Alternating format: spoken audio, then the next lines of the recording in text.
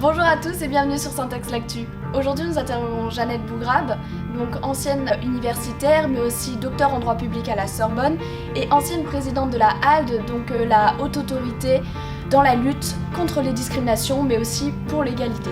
Ancienne secrétaire d'État à la jeunesse et à la vie associative sous la présidence de Nicolas Sarkozy, essayiste et enfin auteur de différents ouvrages traitant pour la plupart de la condition féminine. Bonjour Madame Bougrabe et merci d'avoir accepté notre invitation. Aujourd'hui, dans votre conférence portée sur les inégalités et les violences faites aux femmes, dans le cadre de la quinzaine d'Amnesty International, c'est bien ça ?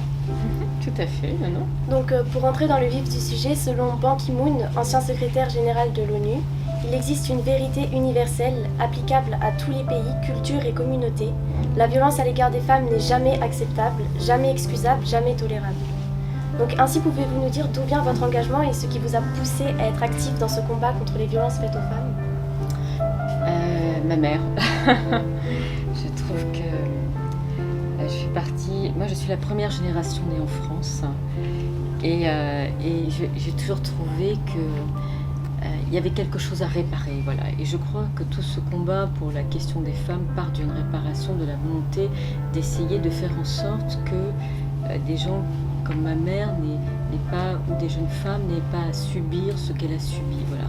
Je l'ai trouvée extrêmement courageuse, très digne et qui a réussi à briser un cercle de la violence qui est faite à l'endroit des femmes. Parce que vous savez, ce qui est le plus difficile, c'est que la plupart du temps, quand vous êtes victime de violence ou de discrimination, parfois vous reproduisez les mêmes schémas. Voilà. Si vous prenez par exemple un cas qui est totalement qu'on ne connaît pas dans la culture dans laquelle je viens, à savoir l'excision, et des jeunes filles qui ont été excisées, vont pourtant, malgré la souffrance et la douleur que cela représente, ce sont des femmes qui vont exciser à leur tour leur fille ou leur petite fille. Voilà. C'est-à-dire qu'il y a un cercle de violence qui se reproduit. Et donc, et que quand j'avais lu en fait les travaux en fait d'Amir Tersen en fait qui est prix Nobel d'économie, qui est d'origine indienne, qui disait qu'il manquait environ 100 millions de femmes en Asie parce que quand un enfant naît, quand c'est une fille, on l'abandonne. Voilà. Et ce qui m'a paru, indépendamment d'une histoire personnelle qui est celle de génération de ma famille, je trouve que cette violence universelle en droit des femmes est intolérable. Et quand on a la chance et le privilège d'être né en France, d'avoir pu faire des études, on a ce devoir de participer à l'émancipation des femmes. Et il n'y a pas un endroit, hélas, où les femmes ne sont pas victimes de violence. On parle de mariage forcé, d'excision, mais vous êtes en France, et vous avez en gros 150 femmes l'année dernière qui ont été tuées de violences conjugales. Comment se fait-il dans un pays moderne et riche comme la France en se lançant encore à de tels chiffres ? Donc quel que soit l'endroit où vous êtes, vous savez que vous devez vous battre pour, en tout cas, l'égalité entre les femmes et les hommes. Et je pense qu'un état de droit se mesure au respect. Il ne suffit pas d'inscrire dans les textes les principes d'égalité entre les femmes et les hommes. Parce que vous savez, les pires régimes en matière d'égalité pour les femmes ont tous ratifié les conventions internationales pour le droit des femmes. L'Arabie Saoudite a signé la convention pour l'élimination des discriminations faites aux femmes. Ils sont dans le comité des droits de l'homme. Il ne vaut mieux pas être une femme en Arabie Saoudite. Et par ailleurs, dans votre ouvrage intitulé « Lettres aux femmes voilées et à ceux qui les soutiennent », vous citez Albert Camus. Donc je suis en état de révolte et ça c'est mauvais. Donc ici on ressent le ton de la colère. C'est donc ici votre sentiment actuel sur la situation ? Je suis en colère parce que je trouve qu'il y a une forme d'indifférence au combat qui est fait pour les femmes. C'est-à-dire que quand j'ai écrit ce livre, notamment, il y avait tout ce mouvement en fait, de révolte de femmes iraniennes, mais associé avec des hommes. Il ne faut pas penser qu'en Iran, c'est que les femmes et des femmes qui enlevaient leur voile en pleine rue de Téhéran et qui se sont fait arrêter, qui ont été condamnées à des années de prison dans la prison d'Evin University. Ce qu'on appelle la prison d'Evin University, parce qu'il y a tellement d'intellectuels dans cette prison, que des avocates qui ont défendu le droit de ces femmes ont elles-mêmes été arrêtées, condamnées à de la prison et à des coups de fouet, et qu'en France, on nous dise « oui, mais ça ne nous regarde pas, c'est en Iran ». Et donc je trouvais que c'était...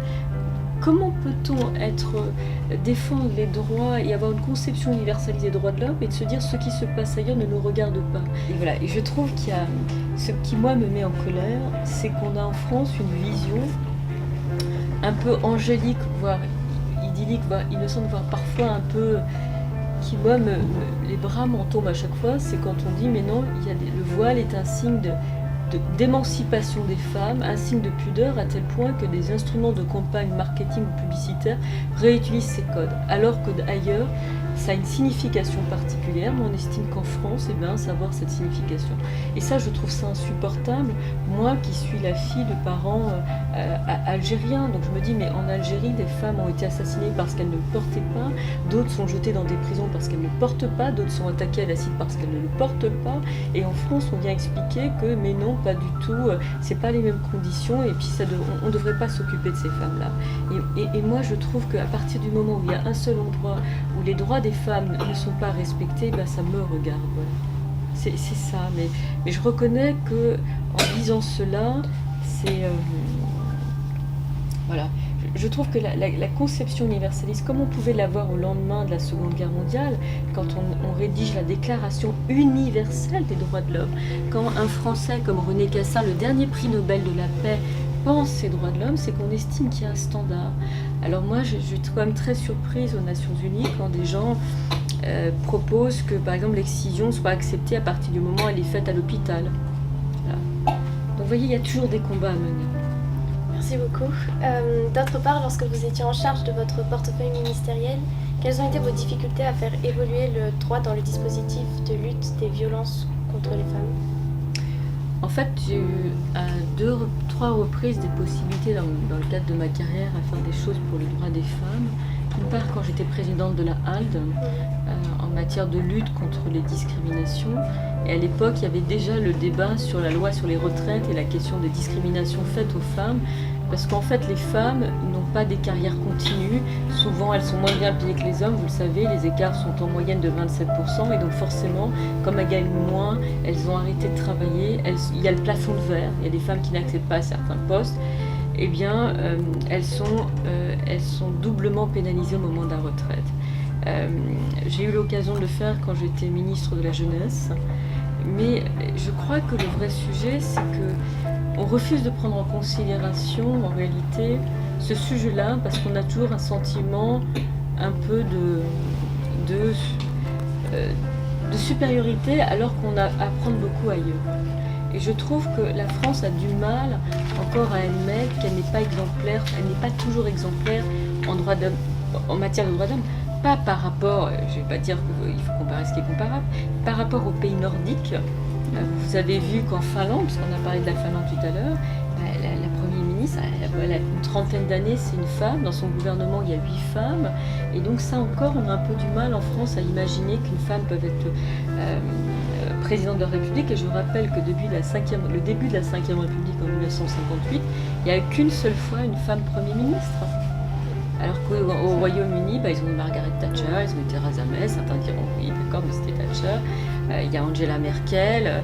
Et donc on a encore du mal à penser la question de la place peut-être de la femme sur tous les plans. Voilà, Si vous aviez un message à faire passer aux jeunes femmes, mais aussi aux jeunes hommes aujourd'hui ? Aux jeunes femmes, je dirais, il ne faut pas s'auto-censurer parce que ce matin, j'étais en conférence à Dauphine, à l'Université de Paris-Dauphine, en master affaires internationales, et c'était impressionnant. Les hommes, ça ose tout, en fait, c'est assez impressionnant. Ça ne s'auto-censure jamais, ça pense que ça peut tout réaliser. Et là, je discutais avec des jeunes filles qui pourtant sont dans un bac+5 à Dauphine, donc une des universités les plus sélectes de France, qui est classée parmi les meilleures écoles. Et certaines jeunes femmes me disaient « mais je ne vais pas oser postuler ». Je dis « pourquoi vous ne faites pas une pré-péna ?» Elles disent « non, je n'ai pas le niveau ». Je dis « vous êtes à Dauphine, vous avez largement le niveau de passer une pré-péna ». « Non, je n'ose pas ». Mais c'était étrange, un homme ça va oser, il n'y a aucun problème, ça va s'inscrire à la pré-péna, etc.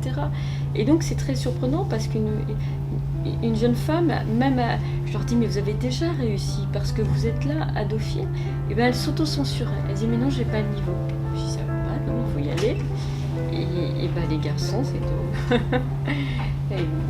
de respecter, mais je pense que les garçons ils s'en sortent plutôt bien ou mal, ou je sais pas, en tout cas les garçons doivent respecter les femmes. Je crois que le vrai sujet c'est que il y a quand même l'idée que il y a quand même une espèce de violence dans la société qu'on peut pas, qui est liée en partie à l'éducation, mais pas totalement. et que voilà, j'ai toujours été convaincue que les femmes sont des hommes comme les autres, mais j'ai conscience qu'il y a quand même quelque chose, quelque part, du respect. Alors à l'heure de MeToo et de la question du harcèlement, que la femme n'est pas à la disposition de l'homme, je pense que peut-être ce genre de choses doivent être rappelées. Et pour en finir, ces débats actuels rejoignent des débats actuels sur le féminisme en France. Et de manière générale, qu'en pensez-vous et qu'espérez-vous pour les années futures? Et pensez-vous qu'un jour il y aura une égalité totale? Et peut-on rester résolument, en fin de compte, optimiste dans cette lutte? Ah non, il faut être optimiste, mais je pense qu'en matière de liberté, rien n'est jamais acquis. Voilà. Et je pense qu'il n'y a jamais que les femmes devront toujours se battre pour faire respecter leurs droits. Voilà. Et que je ne suis jamais très bonne pour citer exactement les citations des autres, mais Simone de Beauvoir l'avait dit, même si je ne suis pas une très grande fan de Simone de Beauvoir, dès qu'il y aura un problème, une crise économique, les premières victimes seront les femmes.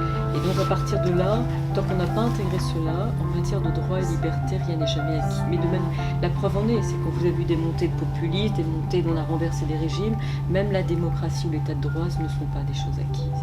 Donc on doit toujours être vigilant et faire respecter les droits. Merci beaucoup d'avoir répondu à ma question. Merci, c'est moi.